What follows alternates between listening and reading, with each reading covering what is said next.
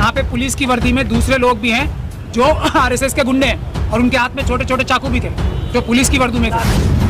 एक मुझे लास्ट में मारपीट के अंदर किया है, सबसे लास्ट में, तो मुझे शुरू में नहीं मारा गया, लास्ट में बस में जब मैंने कहा कि मुझे ऑर्डर्स दिखाओ आप।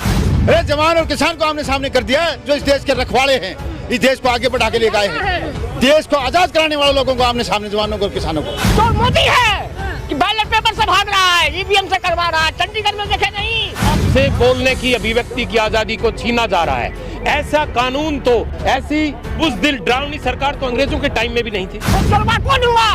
हम कहता हूँ मैं फांसी पर लटक जाऊंगा मगर बैलेट पेपर से वोट करवाऊंगा। कि ईवीएम रहेगी तो ये सरकार 400 पार नहीं, 450 पार, 500 पार हो जाएगी, और अगर ईवीएम के बगैर बैलेट पेपर से चुनाव हुआ तो ये 40 पार नहीं।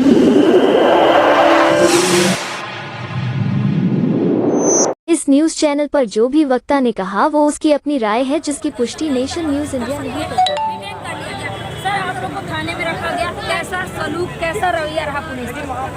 देखिए, जहाँ तक खाने की बात होती है वहाँ पुलिस के रवैये में कोई ऐसा नहीं होता कि वो किसी तरीके की यहाँ जोर जबरदस्ती करे, क्योंकि ये कोई क्राइम के अंडर नहीं लेके आए। ये सिर्फ एक डिटेंशन, इन्होंने जो धारा 144 का हवाला देके और वो डिटेन करते हैं, और चूँकि शाम को 5 बजे तक का हम आंदोलन का जो भी अपना कार्यक्रम रख सकते हैं, तो 5-6 बजे तक वो डिटेन करके छोड़ देते हैं।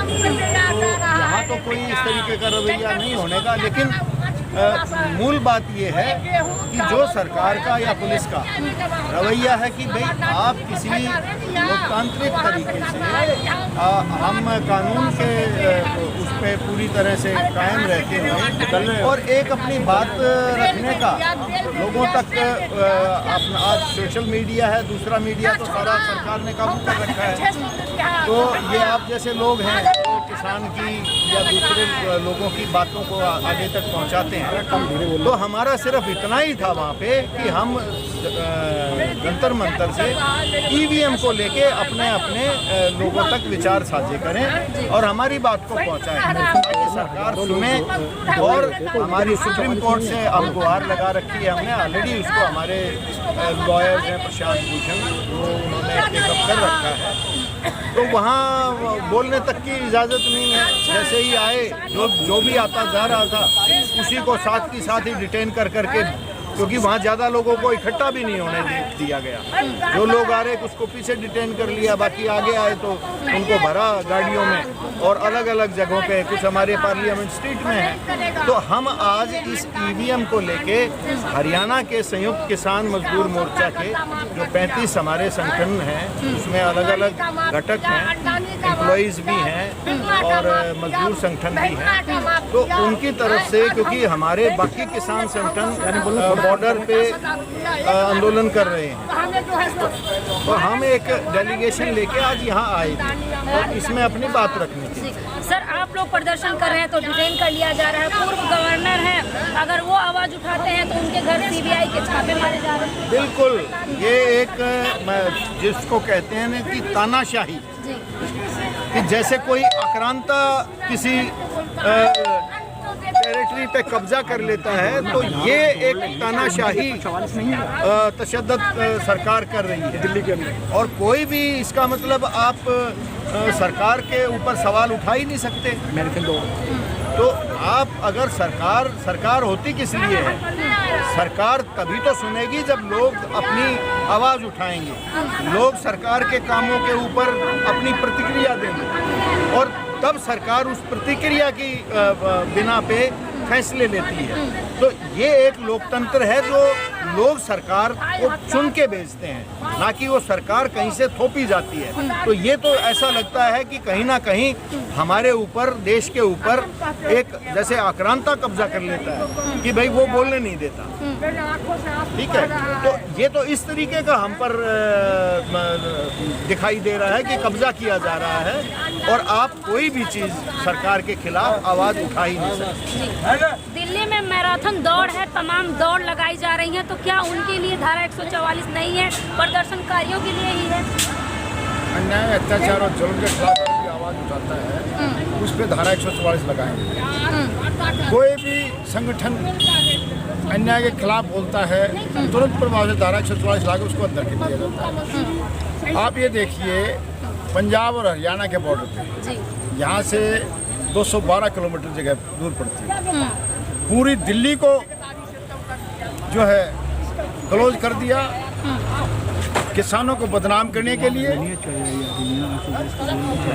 किसान जो अपनी आवाज़ उठा रहा था वीडियो वायरल उसको बदनाम करने के पूरे देश में बदनाम किया जा रहा है। अरे उस अन्नदाता को जो धरती माँ का सीना चीर के 140 करोड़ लोगों का पेट भरता है, एक बेटा उसका देश की सीमा के ऊपर रक्षा करता है देश की, और उनके ऊपर पायलट गन से आंसू गैस के गोलों से पूरी आप देखिए एक हफ्ते में कितने बार बम्बारमेंट की हवा। सर लेकिन जो गोलियां चल रही हैं, जो आंसू गैस के गोले चल रहे हैं, वीडियो वायरल हो रही है, कह रहे हैं कि ये पुलिस का है ही नहीं, ये किसी और का है, किसानों पे ही आरोप लगा। अरे यही तो ये षड्यंत्र है इनका, बीजेपी वालों का षड्यंत्र है। ये इनके लोग सिविल में पुलिस में खड़े हो जाते हैं, वहाँ से फायरिंग करते हैं लोगों को। नहीं, इसमें दूसरी बात जो बहुत सारे आ रहे हैं मुख्य वो बात है जो ये कह रहे हैं कि ये पुलिस के तो नहीं है, ये पुलिस के नहीं हैं, तो ये एक्सपायर्ड जो इनके शेल हैं उनको इस्तेमाल कर रहे हैं, जो कि रिकॉर्ड से बाहर कर दिए जाते हैं, ताकि कल को सरकार इस बात पे सफाई दे सके कि देखिए हमारा जो रिकॉर्ड उस समय से पहले का मेंटेन था वो रिकॉर्ड तो हमारा पूरा का पूरा है, उतना ही है।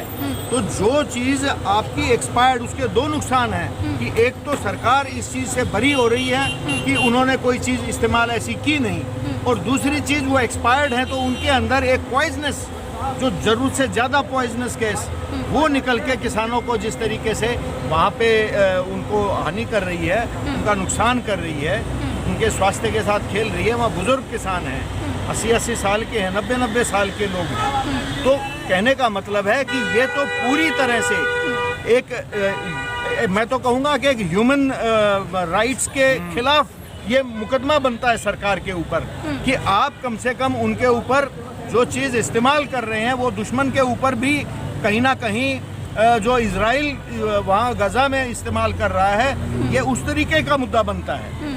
तो मेरा ये कहना है कि सरकार इस आरोप से बरी नहीं हो सकती कि सरकार ने वहाँ शेल नहीं भी, आप देख रहे हैं कि पूरी तरह ड्रोन से मोदी साहब जो कहते थे कि ये ड्रोन किसानों की फसलों के ऊपर फर्टिलाइजर्स और पेस्टिसाइड्स डालेगा किसान के लिए, ये एक उसका मित्र आया है। जी, आज ही के मन की बात में प्रधानमंत्री ने कहा है कि ड्रोन से खेती कीजिए, बड़ा फायदेमंद है। जी, और वो ड्रोन आज उनके ऊपर जहरीली बारिश कर रहा है किसानों के ऊपर।